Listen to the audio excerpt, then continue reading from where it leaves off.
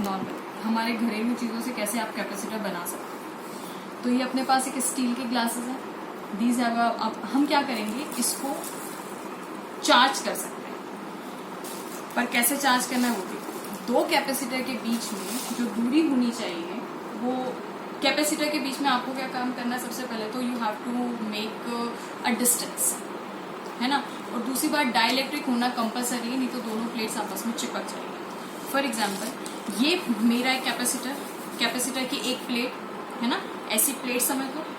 अब now you will say कि यार ये तो सिलेंड्रिकल टाइप का हमें कुछ दिख रहा है, नहीं, आपके सामने जो इफेक्टिव एरिया है दैट इज कंक्लूडेड। देखो ये वाला एरिया इसके सामने आया और ये वाला एरिया इसके सामने आया, दोनों ग्लासेस के सामने कौन सा वाला एरिया आया, ये वाला। तो this is the effective area of this capacitor. Okay, अब हम लोग देखो क्या करेंगे, इसको ऐसे रखा और यहां से बैटरी को ज्वाइन कर दिया हम लोगों ने, और इसको चार्ज देना स्टार्ट करेंगे। ये चार्ज हो जाएगा, एक में माइनस क्यू आ जाएगा, एक में प्लस क्यू आ जाएगा, ठीक है, ओके फाइन।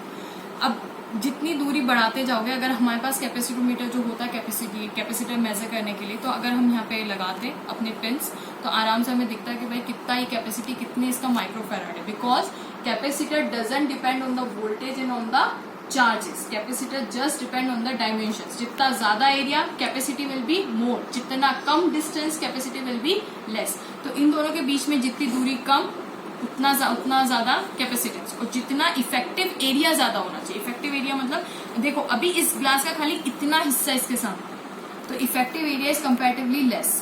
जितना एरिया सामने होगा इतनी ज्यादा कैपेसिटी होगी। तो हम क्या करेंगे, कैपेसिटोमीटर क्या काम करेगा, अब हम दो तार यहाँ पे लगा देंगे, क्रोकोडाइल पिंस यहाँ पे, और जब उस बॉक्स में देखने जाएंगे ना, तो बॉक्स हमें कुछ ना कुछ क्या दिखाएगा, माइक्रोफेराड यूनिट्स दिखाएगा। जो मैंने कॉलेज में मेजर करके देखी थी, तो इट वॉज अराउंड 19 माइक्रोफेराड आई थी। तो just take my words, 19 microfarad हमारा आंसर आया था। ओके, क्या जब मैंने डिस्टेंस कम किया तो मेरा आंसर कितना आया, 16 माइक्रोफेराड आंसर आया, क्योंकि डिस्टेंस कम करने पर ये इंक्रीज होता है।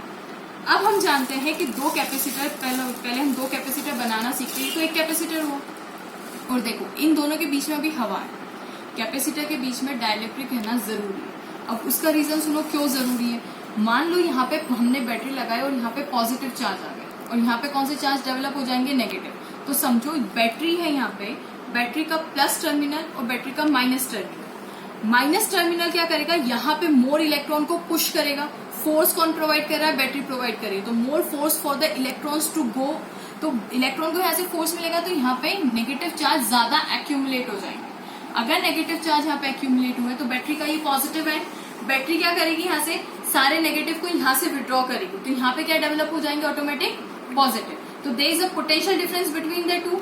अब जब तक कब तक ये चार्जेस का ट्रांसफर होता रहेगा, तब तक जब तक बैटरी का जो पोटेंशियल डिफरेंस है, और वो एग्जैक्टली वो पोटेंशियल डिफरेंस जब तक इसके बराबर ना हो जाए, तब तक चार्जेस का फ्लो रहेगा। इसका मतलब जितना पोटेंशियल डिफरेंस बैटरी का है उतना ही इसका हो गया, देन स्टॉप्स। अब कोई चार्जेस फ्लो नहीं होने वाले। ओके, समझ में आ गया, नेगेटिव पॉजिटिव, ज्यादा इलेक्ट्रॉन्स इधर और पॉजिटिव इधर। अब ये दोनों क्या काम करेंगे, यहां से ट्रांसफर नहीं हो सकता। देखो यहाँ पे अगर पॉजिटिव, यहाँ पे नेगेटिव, तो तुम लोग को समझ में आ रहा है कि चार्जेस आर एट होल्ड। यहाँ पे सारे के सारे पॉजिटिव हम लोगों ने होल्ड करके रखे, यहाँ पे नेगेटिव होल्ड करके रखे। अब चार्जेस यहाँ पे पॉजिटिव प्लेट, यहाँ पे नेगेटिव प्लेट, तो मुझे बताओ कि यहाँ पे इलेक्ट्रिक लाइन ऑफ फील्ड आ गई, positive to negative, there will be electric field. I am not saying current, I am saying electric field आ गई क्या वहां पे। अब वो इलेक्ट्रिक फील्ड इन दोनों को अट्रैक्ट करने की कोशिश कर रही होगी, और ये चिपक जाएंगे अगर अट्रैक्ट हो गई तो। अगर ये अट्रैक्ट हो गए और चिपक गई, then there will be a spark, है ना। तो इस चीज को बचाने के लिए, ताकि ये दोनों के बीच में इलेक्ट्रिक फील्ड भी बनी। इलेक्ट्रिक फील्ड क्या काम करे, पॉजिटिव और नेगेटिव चार्जेस को होल्ड, इलेक्ट्रिक फोर्स इन दोनों को होल्ड करके रखा हुआ है, होल्डिंग पे। अब हमें ये करना है, होल्डिंग पे मतलब अट्रैक्ट कर रहे हैं ना पॉजिटिव नेगेटिव। अब बहुत ज्यादा अट्रैक्ट कर लेंगे तो क्या होगा कि ये चिपक जाएंगे। इसको अगर आपको चिपकने से रोकना है, then you have to put the dielectric in between. अब वो डाइलेक्ट्रिक देखो, हम लोगों ने capacitor in series, capacitor in parallel पढ़ा था। अब वो कैसे बना सकते हैं हम लोग, देखो ये मेरा एक कैपेसिटर, ओके, ये इसको एक प्लेट, जो तुम लोग यहाँ पे अपन कॉपी में ऐसी वाली प्लेट बनाते हैं, यहाँ पे सिलेंड्रिकल कैपेसिटर, कोई बात नहीं, तो इसको एक कैपेसिटर मानो। इसके अंदर हम ये डाल देते हैं डाइलेक्ट्रिक।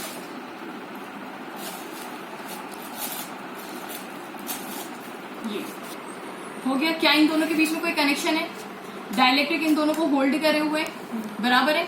अब मैं क्या करूं, इसको मैंने क्या काम किया कॉलेज के अंदर, मैंने यहां से क्रोकोडाइल पिन ली और यहां से, दिख रहा है ये, यहां से लिया और उसके अंदर मेजर किया। अब तुम लोग बोलोगे कि यार आपको चार्जेस कहाँ से मिल रहे हैं? तो जो हमारा कैपेसिटोमीटर येलो वाला बॉक्स होता है ना, उसके अंदर ऑलरेडी बैटरी इंसर्टेड है, वो इनफ होती है चार्ज प्रोवाइड करने की। Okay, so don't worry.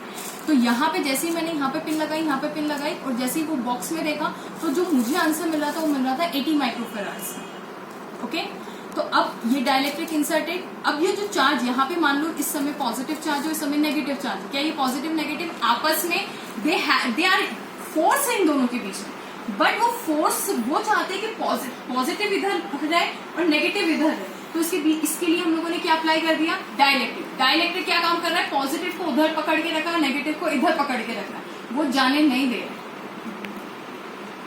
याद रखो, नेगेटिव यहाँ पे बहुत सारे जमा हो चुके हैं, पॉजिटिव यहाँ पे बहुत सारे जमा हो चुके हैं।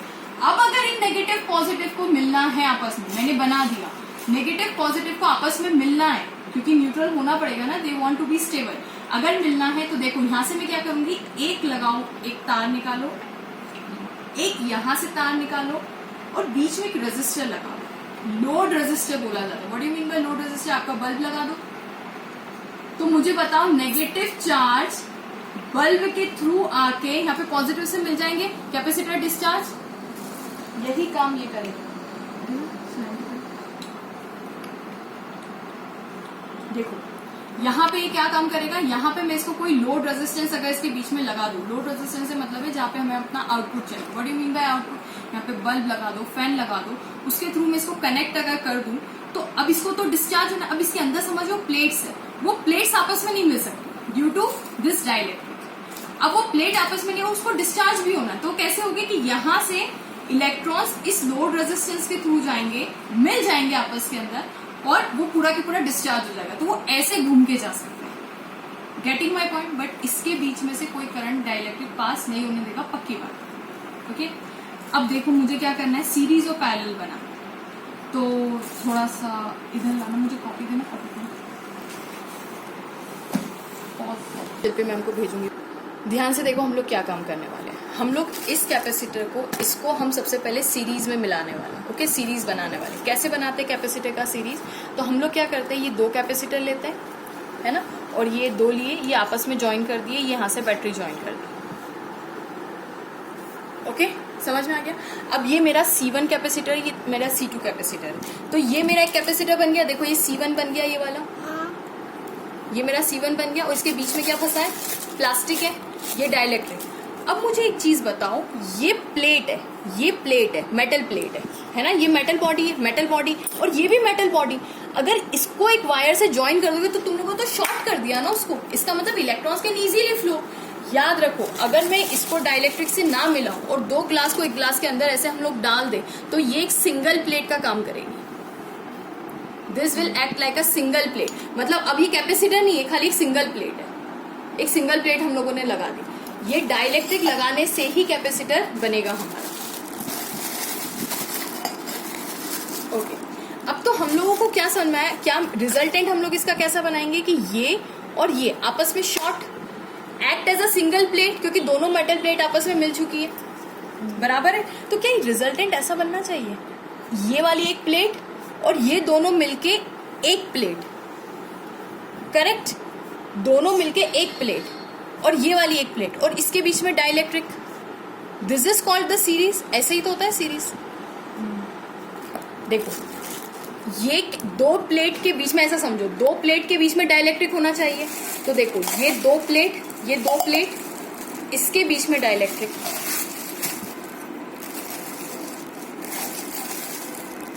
ओके, फिर क्या है, फिर से ये प्लेट है और ये प्लेट, इसके बीच में क्या, डाइलेक्ट्रिक। देखो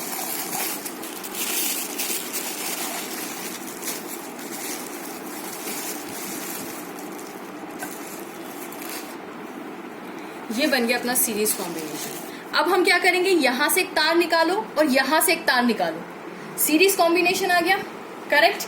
तो देखो यहां से मैं एक तार निकालू, एक क्रोकोडाइल पिन यहां से निकालू और एक यहां पे फंसा दूं और उसको बैटरी से हम लोग ज्वाइन कर दे। तो हमारा सीरीज कॉम्बिनेशन आ गया, वो हम कैसे सॉल्व करते हैं, तो C1 C2 that is 1/C1 plus 1/C2 that is 1/C equivalent आएगा। तो मैंने जब कॉलेज में मेजर किया था तो ये जो निकला था ये मेरा 80 माइक्रोफेराड निकला था, 80 माइक्रोफेराड, और ये निकला था मेरा 40 माइक्रोफेराड। ओके, तो अब इसको डिवाइड कर लेना, you will get a less answer, क्योंकि सीरीज में जब भी ज्वाइन करो तो कैपेसिटर क्या हो जाता है, लेस हो जाता है। What do mean by why capacitor is less, तो देखो ध्यान से समझो, ये दोनों प्लेट तो शॉर्ट हो गई, एक प्लेट का काम करी, तो इसका मतलब मेन ये और ये प्लेट ही तो बची हमारे पास, तो डिस्टेंस बढ़ गया। अल्टीमेटली ये और इसकी बात हो रही है ना, तो डिस्टेंस बढ़ गया, डिस्टेंस बढ़ने से कैपेसिटेंस लो हो जाता है, तो इसीलिए सीरीज में कैपेसिटेंस लो हो जाएगा। समझ में आ गई मेरी बात। अब इसी को हम पैरेलल कॉम्बिनेशन से समझते हैं कि अगर इसमें मुझे पैरेलल बनाना है तो कैसे बनाऊंगी, तो ध्यान से देखो,